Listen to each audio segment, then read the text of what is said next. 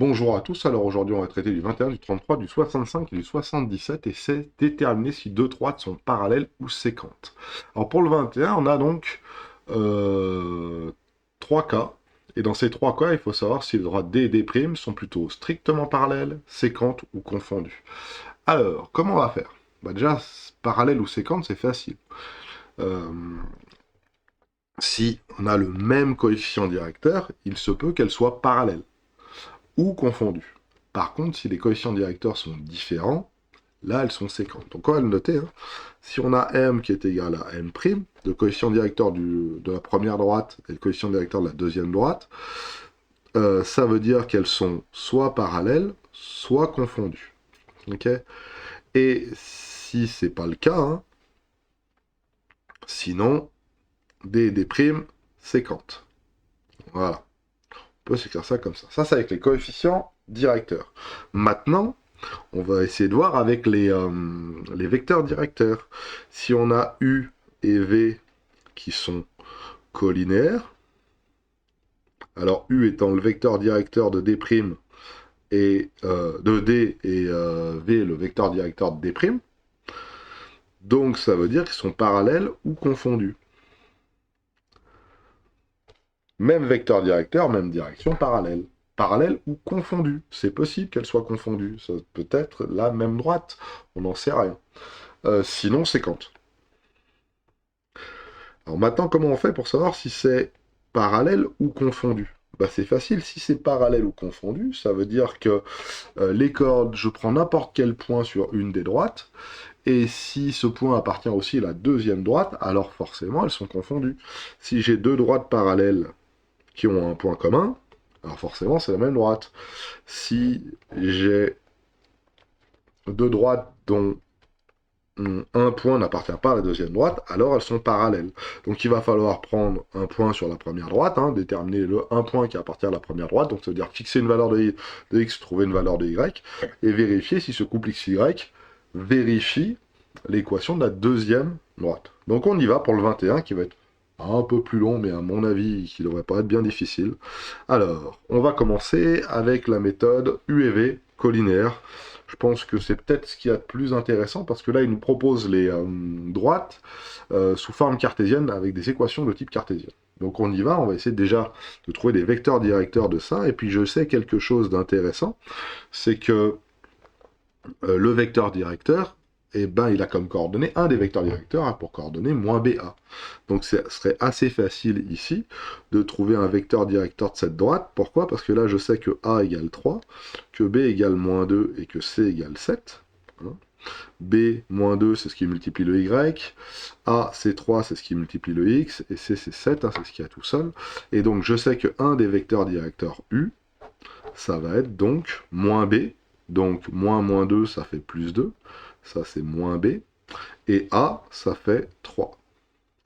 Voilà. De la même manière pour D', je l'écris 3x plus 2y moins 7 égale 0. Et si je fais, hop, moins BA, donc moins B, ça fait donc moins 2, et A, ça fait 3. Et clairement, ces deux vecteurs ne sont pas collinéaires. Pourquoi? Parce que pour passer de 3 à 3, je multiplie par 1, et pour passer de moins 2 à 2, je multiplie par moins 1. Donc c'est sûr et certain que ces deux vecteurs ne sont pas collinaires, je ne peux pas passer de l'un à l'autre en multipliant les coordonnées par le même nombre. On peut quand même le justifier quand même un peu mieux, en disant que le déterminant de U et de V, c'est donc égal à, alors U, 2, 3, V, moins 2, 3, donc on y va, ça va faire 2 fois 3, ça fait 6, et 2 fois 3, ça fait 6, donc moins 6, et tout ça, ça fait 12, qui est différent de 0. Donc U et V non collinéaires, donc les droites D et D', on dit séquentes. Alors séquentes, ça veut dire qu'elles se croisent. Voilà, tout simplement. Voilà. Et en fait, la suite. Petit 2, pareil. Donc, je vais recopier la première. 7 tiers de x moins y moins 1y plus 2 égale 0. Ça veut dire que un des vecteurs directeurs U a pour coordonnée moins BA. Alors attention, B, ça vaut moins 1, donc moins B. A, je vais le réécrire correctement, moins B, ça nous donne donc 1. B égale moins 1, donc moins B vaut 1. Et A vaut 7 tiers. A vaut 7 tiers ici. 1, 7 tiers. Très bien. Et le deuxième, D', il vaut 7x moins 3y plus 9 égale 0. Alors c'est parti. Alors, on va faire un petit malin, vous allez comprendre après. V' moins BA et V moins BA et moins B, ça fait donc 3, 7. Est-ce que 1, 7 tiers est collinaire à 7, 3 ici? Bah, calculons le déterminant de U et de V. Et là, on y va. 1, 7 tiers, 1, 7 tiers, 3, 7. Bon, on se rend vite compte que 1 fois 7, ça fait 7, et 3 fois 7 tiers, ça fait 7 aussi, ce qui fait 0. Donc U et V collinaires. Donc déjà,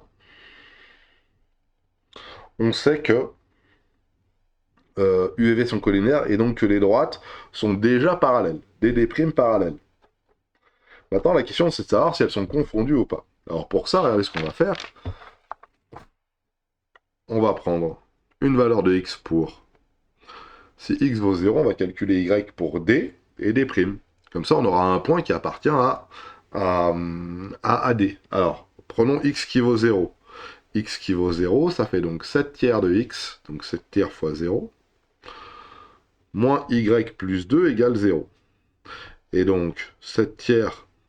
Moi, j'ai pris 0, j'aurais pu prendre autre chose, j'aurais pu prendre ce que je veux d'autre, mais pour l'instant, je vais juste garder 0. Donc 7 tiers fois 0 moins y égale 2, ça fait moins y égale moins 2, et ça fait y qui est égal à donc 2. Donc, le point A de coordonnées 0, 2 appartient à la droite D. Regardons maintenant si le point A appartient à la droite D'. Alors, si x égale 0 et y égale 2, qu'est-ce que j'obtiens avec la deuxième équation? La deuxième équation, ça fait 7 fois 0 moins 3 fois 2 plus 9 égale, et bien là il faut faire le calcul, 7 fois 0 plus 3 fois 2, alors 7 fois 0, 1, ça fait 6, 6, ça fait 3, et 3 c'est bien différent de 0, donc ça ne valide pas ma deuxième équation là. Ma égalité n'est pas validée, ok, écris-le pas comme ça s'il te plaît, mais plutôt comme ça, merci. Cette égalité là, je vais pas y arriver, ça va m'énerver, tac. Tac et tac. Cette égalité donc n'est pas validée. Si je remplace x par 0 et y par 2, ça n'est pas égal à 0, c'est égal à 3. Donc le point A02 n'appartient pas à D'. Donc forcément les deux droites sont parallèles.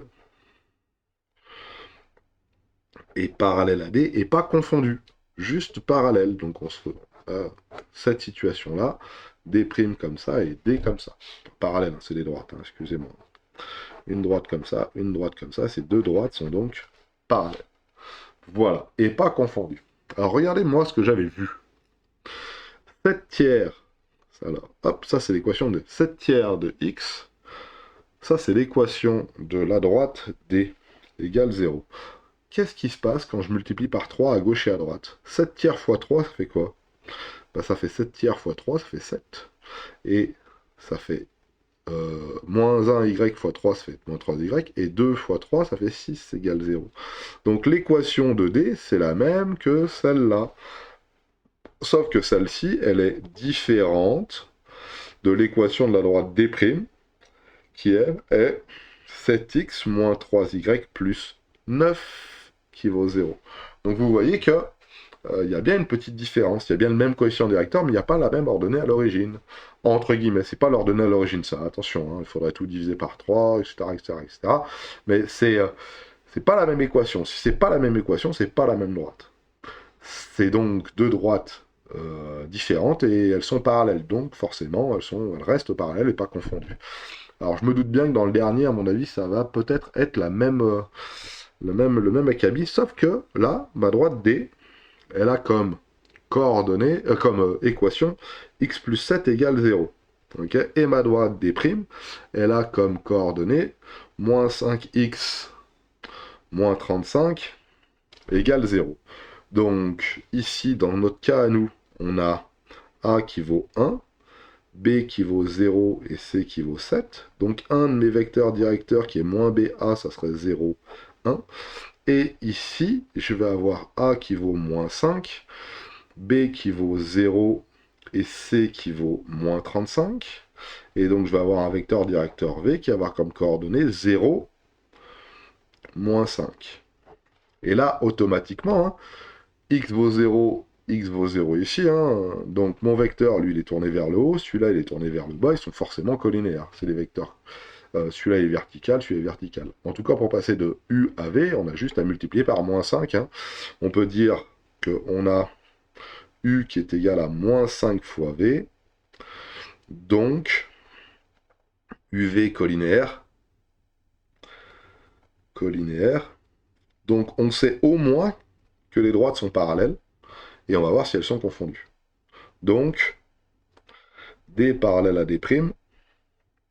Et, et il reste à savoir si elles sont confondues ou pas. Hein, parce qu'elles peuvent être parallèles, mais ça peut être les mêmes droites. Et puis voilà. Donc déjà, on sait qu'elles sont parallèles. Okay. Elles pourraient être confondues, et puis on va voir si c'est le cas. Donc pour ça, alors, c'est un abus de langage, hein, parce que parallèle, ça veut vraiment dire ça. Hein. Okay.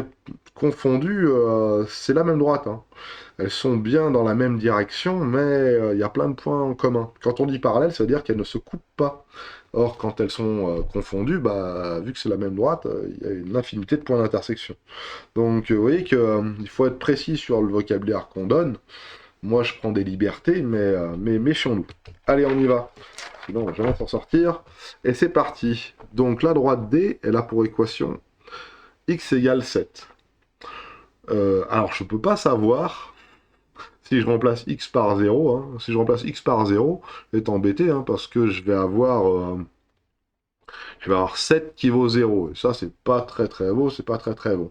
Par contre, on pourrait on pourrait modifier un tout petit peu l'équation x plus 7 égale 0.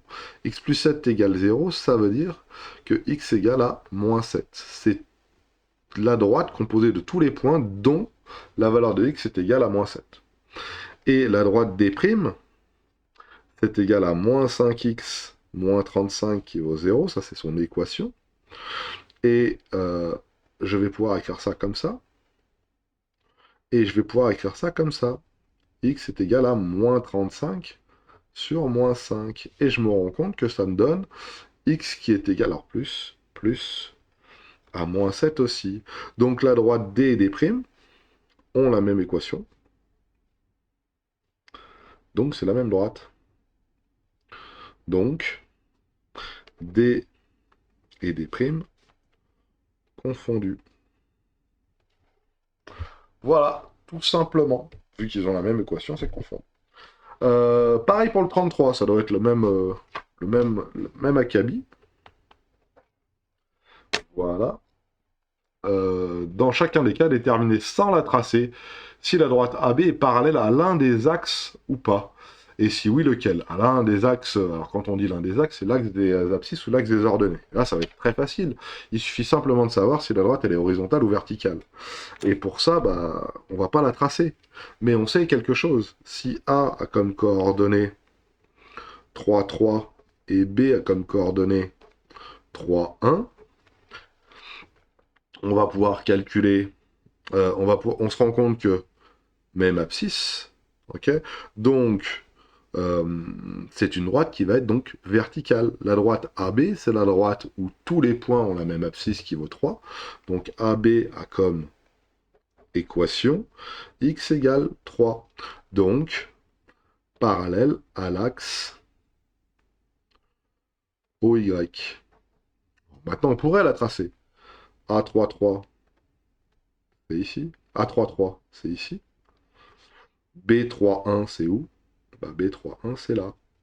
la droite AB, elle est bien parallèle à l'axe des ordonnées OY. Alors moi j'appelle l'axe des ordonnées OY, hein, ça va plus vite. Hein. Voilà. Pareil pour le second. Regardons le second. Le point A a pour coordonnées 1, moins 1, et le point B a pour coordonnées 2, moins 1. Donc tous les points de la droite AB ont pour abscisse ordonnée moins 1. Donc la droite AB a pour équation directement y qui vaut moins 1.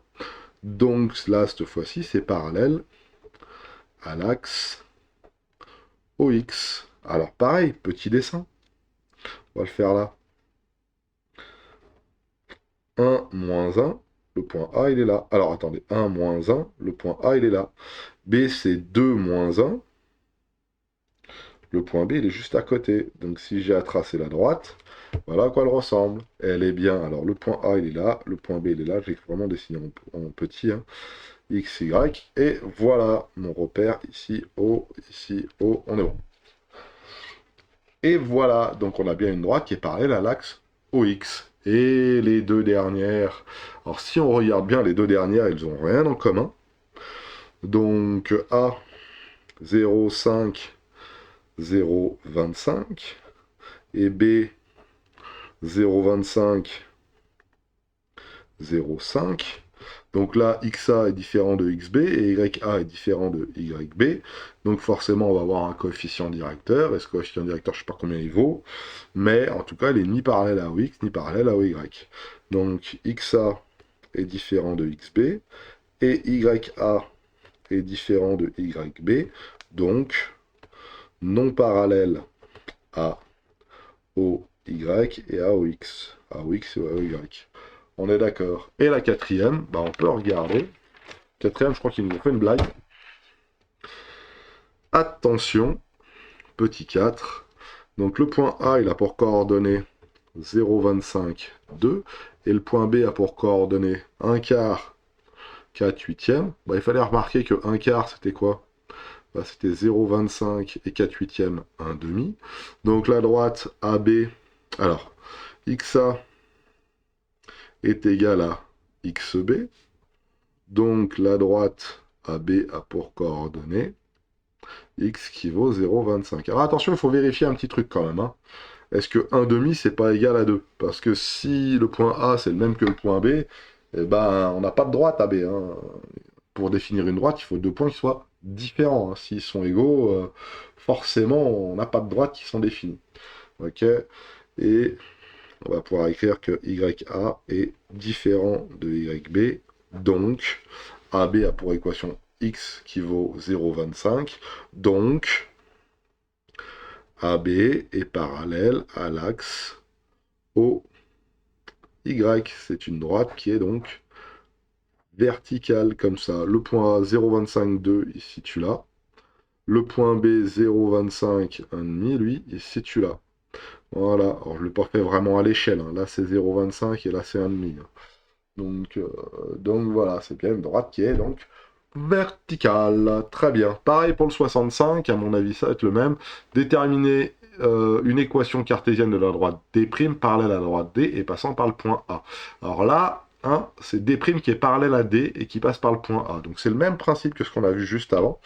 Ok, on va essayer d'établir donc un coefficient directeur ou un vecteur directeur de ces droites pour pouvoir assez facilement arriver à trouver l'équation de la droite D'. Alors là, ce qu'il y a d'intéressant, c'est que vu que D et D' sont parallèles, ils vont avoir le même vecteur directeur ou le même coefficient directeur. Donc on va pouvoir l'écrire. On va commencer par le 1.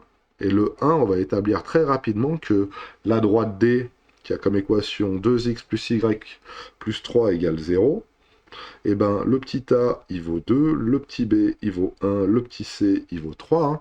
A, B, C. Et donc ça nous donne le vecteur U, qui est un vecteur directeur de la droite D, qui a comme coordonnée moins BA, et ça veut dire que petit u, alors moins B, ça fait donc moins 1, A, ça fait donc 2. Donc U est vecteur directeur de D et de D', de D et D'. Donc, on peut directement écrire que D' a pour équation moins BA, hein. Moins B, donc la première partie de l'équation est la même, hein. 2x plus 1y plus c égale 0. Attention, c'est pas la même, hein. Et ça doit passer par le point A. Donc, si A appartient à ma droite D', ses coordonnées vérifient l'équation, hein. 2xa plus ya plus c égale 0. Et ça tombe bien, xa, on l'a. Moins 1 fois 2, excusez-moi, 2 fois moins 1, j'aurais dû écrire, plus ya 5 plus c égale 0. Donc c'est assez facile de se rendre compte que c, ça va avoir 2 fois moins 1, ça fait moins 2 plus 5, ça fait 3, donc ça fait 3 plus c égale 0, et 3 plus c égale 0, ça veut dire que c égale moins 3. Donc, D' a pour équation 2x plus y moins 3 égale 0. Alors, qu'est-ce qu'on observe? On observe que si deux droites D et D' sont parallèles, elles ont le même coefficient directeur, mais ça veut dire que, entre guillemets, une équation de ces deux droites commence par les mêmes composantes x et y. 2x plus y, 2x plus y. Qu'est-ce qui change? Uniquement le coefficient directeur. Il y en a un où c'est plus 3, et là c'était moins 3. Voilà, si je ne me suis pas trompé, ça doit être ça. Alors on pourrait les tracer, hein. On pourrait tracer la droite 2x plus y plus 3, et puis 2x plus y moins 3 égale 0, et puis on pourrait regarder si ça passe bien par le point A. D'ailleurs, c'est ce qu'on peut prendre 5 minutes à faire. Donc j'ai pris rapidement mon GeoGebra, je lui ai demandé de tracer la droite d'équation 2x plus y plus 3 égale 0, c'est une des données, et de placer le point A moins 1, 5, et je vais lui demander de tracer la droite 2x plus y moins 3 égale 0, et là, hop, ça passe bien par le point A, en tout cas on le voit assez facilement à l'intérieur, donc on a un peu vérifié ce qu'on avait. Voilà, regardons les suivantes, et on évitera les justifications pour aller un tout petit peu plus vite. Et les suivantes sont x plus y égale 0 et a, 7, 1.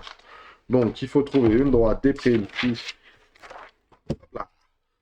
Donc, le petit 2. X plus y égale 0. X plus y égale 0. Ça, c'est la droite D. Okay. Alors, regardez ce que je vais faire. Ouais, je le fais comme ça. Allez, je le fais comme ça. Donc, ça veut dire que y est égal à moins x. Ça veut dire que, ça, je suis passé par l'équation réduite. Ça veut dire que, ici, mon petit m vaut moins 1 et mon petit p vaut 0. Hein, ça, c'est la droite D. Donc, si D' est parallèle à D, alors M' est égal à M. Donc, la droite D' d'équation Y est égale à M'X plus P. Voilà comment ça s'écrit. Et M', ça vaut... Alors, je mets P' parce que sinon P, c'est celui-là. Et M', ça vaut bien moins 1. Hein, donc, ça fait moins X plus P. Alors, essayons de trouver maintenant la valeur de P. Alors, c'est assez facile à faire. Hein, regardez bien. Hein. On sait que le point A de coordonnées 7, 1 appartient à D'. Donc, on peut écrire YA égale M' fois XA plus P'. On remplace par les valeurs qu'on connaît. YA, c'est quoi? C'est... Non, YA, c'est donc 1. M', j'ai dit que c'était moins 1. XA, c'est donc 7. Et P', c'est ce que je cherche. Voilà. Et maintenant, ça se résout assez aisément. Hein. 1 égale moins 7 plus P'. Et donc, ça fait P' égale 8. P' est égal à 1 plus 7. J'ajoute 7 à gauche, j'ajoute 7 à droite. Ce qui fait 8. Donc, une des équations, là, c'est Y est égal à moins X plus 8. Alors, bien sûr que je pourrais l'écrire différemment. Je pourrais dire que D', il a aussi pour équation... Alors, je mets tout à gauche, entre guillemets, hein, x plus y moins 8 égale 0. Hein. Je fais moins 8 à gauche, moins 8 à droite, et voilà à quoi. Voilà ce que j'obtiens. Alors, ça, c'est une bonne réponse. Ça, c'est une bonne réponse aussi. Je suis passé par les... comment dire? Je suis passé par l'équation cartésienne. Regardez la 3. Alors... La 3, l'équation de la droite D, c'est x égale 4.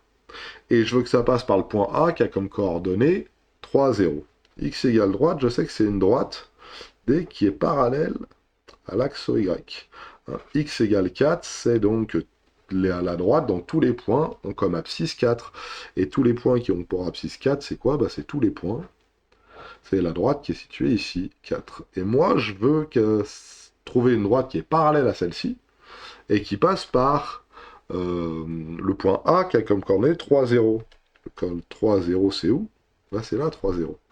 Là, je suis à 4. Là, je suis à 3. Donc, c'est cette droite-là. Cette droite-là, elle n'a pas 12 équations. C'est l'équation x égale 3. Tout simplement. Et D' est aussi parallèle à OY. Voilà. Et elle passe par... et A appartient à de coordonnées 0, 3, 0, excusez-moi. De coordonnées 3, 0 appartient bien à D'. Et vu qu'elle est parallèle à OY, D' est parallèle à OY, donc D et D' sont parallèles. Voilà, donc là, il n'y a pas de calcul à faire, pas de truc compliqué. Pareil pour le dernier, maintenant, je ne sais pas si je vais y arriver. Y est égal à 1 demi de x moins 1 quart. Y est égal à 1 demi de x moins 1 quart. Et donc ça veut dire que m est égal à 1 demi et que p est égal à moins 1 quart. Voilà. Donc, D', alors on va pas l'écrire comme ça. D et D', D est parallèle à D'. Donc M est égal à M'. Et on sait que le point A de coordonnées moins 3, 2 appartient à D'. Ça veut dire que YA est égal à M' fois XA plus P'. Voilà. Et donc on va remplacer par les valeurs qu'on connaît. YA, je le connais, c'est donc 2. M', c'est la même chose que M, c'est la même chose que 1 demi. Et XA, c'est moins 3 plus P'. Alors là, on fait nos petits calculs. Ça fait 3,5, ça fait 0,5, moins 0, moins 1,5. J'ajoute 1,5 à gauche, j'ajoute 1,5 à droite. Donc là, j'ai 3,5, donc P' égale 7 demi. Voilà. Alors, faites le calcul, hein. Je le fais rapidement pour pouvoir pas trop perdre de temps. Hein. Donc j'ai Y qui est égal à 1 demi de X plus 7 demi. Voilà. Alors pareil, hein, tout ça se vérifie à un grand coup de GeoGebra. Hein. Et comme ça, on ne se trompe pas. Voilà pour l'exercice 65. Je l'ai un peu vite, mais dans l'ensemble, c'est bon. Ce qu'il y a d'important, c'est ça. Hein. Si D' et D sont parallèles, ils ont le même coefficient directeur. Et pareil, comme je l'avais écrit juste avant, alors ça doit être ici. Si D et D'